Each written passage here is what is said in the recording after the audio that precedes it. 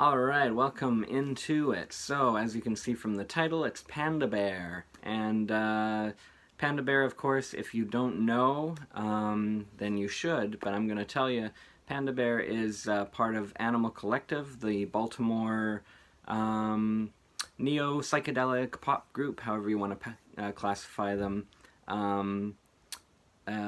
Amazing band, one of my all-time favorites. Panda Bear's almost in every configuration, whether they're a duo like they were at the start, or a trio, or a quartet. But of course, on the latest Animal Collective record, which is a soundtrack, he was missing in action. But I'm sure he'll be on the next one, and no matter what they put out and who they put it out with, I usually love it, or at least like it. Same thing with this discography. There's going to be 9 records to rank here, so 6 full lengths and 3 EPs. Yeah, pretty much any of the bottom 3, even on a bad day, there's still about a 3.5 out of 5 for me. Like, I really like all this guy's discography. Noah Lennox is Panda Bear's birth name. So, yeah, this is going to be the bottom of the barrel, number 9, Buoys, and it probably would have been 3 or 4 higher when it came out. I actually really liked this one. And, but yeah, I still do. It's still probably a 3.5, 4 on a good day out of 5. And loved Dolphin when it came out. Probably played it about 20 times when it was released as the single. Was very excited for this. Rusty Santos was the one teaming up with Panda Bear. This came out 2019, and it's very chill, sort of aquatic. Yeah, it's very acoustic. It's kind of like his acoustic album in a way. Obviously, there's still lots of other stuff going on. It's a Panda Bear record, and yeah, it's not gonna knock anyone off their socks, but because there's no big single or big statement, but it's good. Like, I don't know. Obviously, if you're checking out the discography, hopefully you get to this eventually, because it's nothing to scoff at. Okay. Oh, now the record's falling over. So number 8 is going to be the eponymous self-titled one, which came out in 1999. It was one of the first Animal Collective related records to come out. Might have been the first, actually. Very lo-fi. I think he worked with Deacon on it, or Deacon set up the record company for that one. Very lo-fi. Ain't Got No Troubles, I think, is my highlight. There's lots of lo-fi electronic work. There's lots of kind of speak vocals, like he's kind of just talking. Sometimes he sounds kind of bored, but it's emotionally quite devastating. And even though it's very lo-fi, and all the reviews looking back are pretty mediocre, but I don't know, it's good. It's definitely emotional, so yeah, I like it, to be honest, and I really hope that, because there's only probably a couple hundred CDs of this thing floating around, maybe a few more, I don't know, but it needs a reissue. They need to put it out on LP. I would definitely buy it, then I would have everything Panda Bear on LP, at least his, major releases. Yeah, so Panda Bear, eponymous. Please, whoever, Paw Tracks or whoever's doing it now, please bring that out. Number 7 is going to be Crosswords EP. Excuse me. So that's this one here. And yeah, this one's good. It's got No Man's Land, Cosplay. If you were in the store, you'd be like, what's the track list? I don't know. No Man's Land. Yeah, Jabberwocky for me is the highlight. Cosplay is the one that Marijuana makes my day. That's what that became, that demo, which used to circulate all over the place. And then it's got the EP mix of Crosswords, the title track, so instead of the LP mix. Everything on here is really good, but it's just not as good as its parent album, in my opinion. Jabberwocky's probably the only one that matches some of the highlights from the record, in my opinion. And number 6 is going to be the emotionally devastating Young Prayer, and a lot of people coming back when they were discovering the LP after this, which is kind of his breakout LP, Person Pitch, were kind of like very confused because this is sad and acoustic and downtrodden, and it's not got the samples that Person Pitch has. It's completely different. It's about the death of his father. And yeah, you have to be in the mood for it. It's hard to listen to, but I mean that in a good way. And there's definitely been points in my life where, you know, I could come to this record and it makes a lot of sense.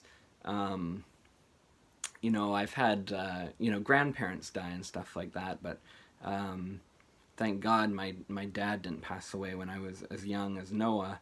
But yeah, if you're going through any emotional devastation, I think this makes a lot of sense. But on a regular day, if I'm kind of happy or feeling fine, I'm not going to throw this on, because it's kind of depressing, and you have to focus on, you know, what's being said. Yeah, it's more lyrically driven than a lot of his stuff. But and all 9 tracks are untitled, so it's just Young Prayer. So yeah, that one's great. What are we at here? 5? 5? Is that right? Yeah, we must be at 5. So I had to break open my Grim Reaper Deluxe Edition, because I could be wrong, but I don't think this was ever a standalone. But anyway, thankfully I have it in the Grim Reaper box set there. Mr. Noah EP. So takes its name from the single from the album, Mr. Noah, which is definitely one of the highlights, and has, you know, is a little more aggressive than Noah sometimes does. And Mr. Noah refers to his dog, I think, or a dog. There's lots of samples of a dog. But yeah, the other ones are cool too. Faces in the Crowd, Untying the Night Knot, rather, This Side of Paradise. So, yeah, this one only ranks so high because the album from which these sessions are from is just so strong.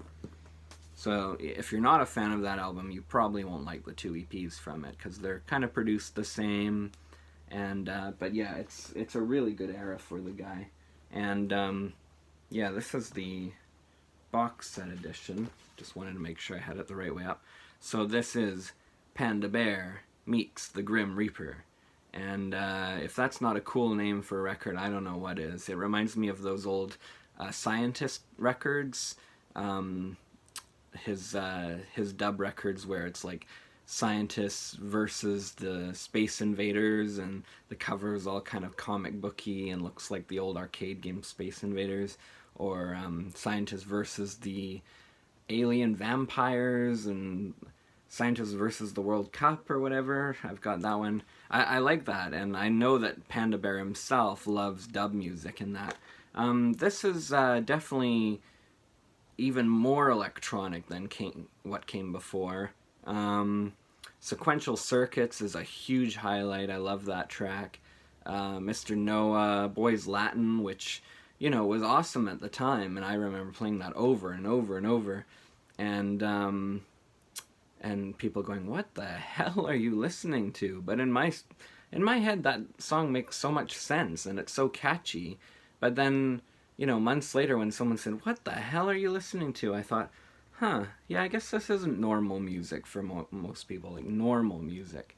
And, you know, considering I am kind of a rockist, you know, I like a lot of, you know, typical rock music, and, you know, rocking out, and, you know, I like some rap. But then when you put this on, like, beast, don't let, you know, people are like, huh? And, you know, he does the hocketing thing, and yeah, anyway, great LP. I really like it a lot. I can't think of a bad track on it, that's for sure. Number 3 comes with kind of an asterisk.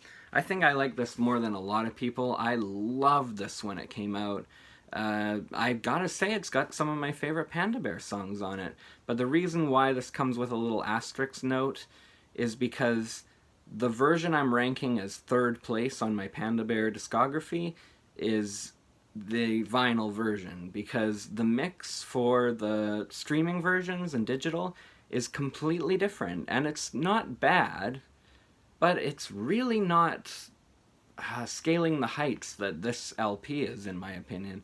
I was kind of like, I was so happy when it was brought to Spotify, and then the hype kind of died off when I started listening to it. And I do like those mixes, but I really think the money is on here, and you have to get the LP version, which is kind of a, what did my friend call it? Kind of some kind of gate, he called it, like hipster gate or something gate, where, you know, they're there, or he is, I guess I should say, like Noah is kind of like limiting the audience that can hear this, like it's a exclusivity club or something, like the Stonecutters. So like, why not let everyone listen to the awesome version? And I'm sure there are people that prefer the digital version, but I just think the vinyl stuff is so much better, and these songs sound so much better and have so much more weight to them. I cannot read anything here. Like, you thought that Grim Reaper and crosswords were hard to read there. Yeah, I think it's the first. Well, they're all good, but yeah, Nod to the Folks, Part of the Math, Flight. Oh my God, yeah, these just sound incredible. When did that come out? 2018 already. And yeah, when he dropped Playing the Long Game, I thought that, you know, a follow-up was imminent, and I thought, wow, he's following up his record way faster than he usually does. And then we got Playing the Long Game, and that was that. We never got anything else. And I hope if that never appears on an album, as you know, Panda Bear and the rest of Animal Collective, solo or in the group, are wont to do, I hope that he at least presses it to vinyl. I'd love to have a physical version of Playing the Long Game.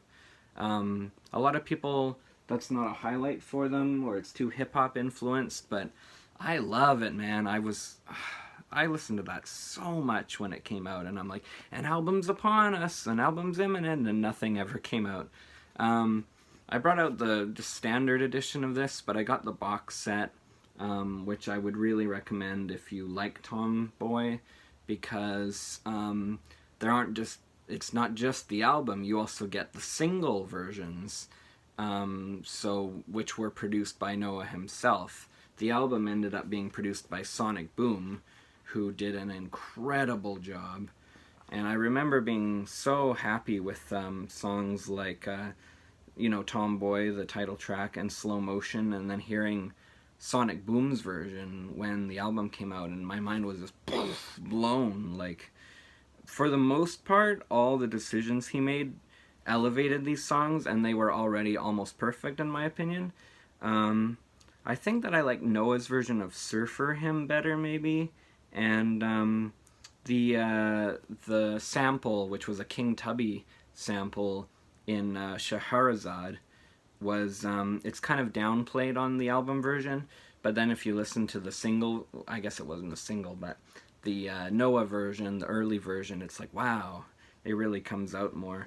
But yeah, for the most part, that one's on clear vinyl, and it's got hairs all over it, which are probably from the cat. Yeah, love Tomboy. I think this came out in 2010, and you know, there were a lot of good records in 2010. Warpaint put out my favorite Warpaint record. Besnard Lakes put out something. I was listening to so many African compilations of like African psych music and that, and this was like what I listened to the most. Like, it just dominated that year for me, and it's still gotta be a favorite album, definitely.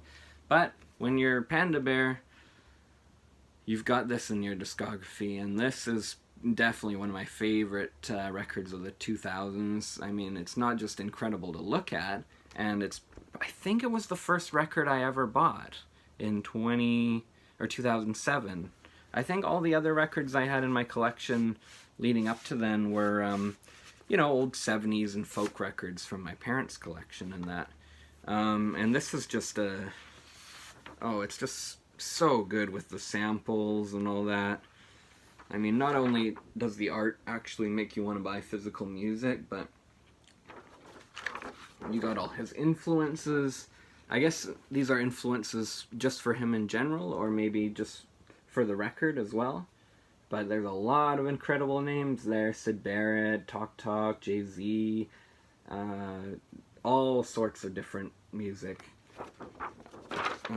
Genres, Basement Jaxx, Aphex Twin, Beatles, Cat Stevens.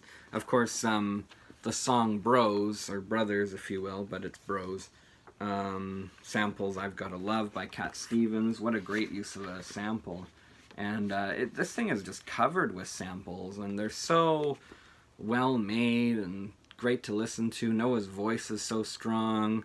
You know, he keeps the lyrics simple but relatable.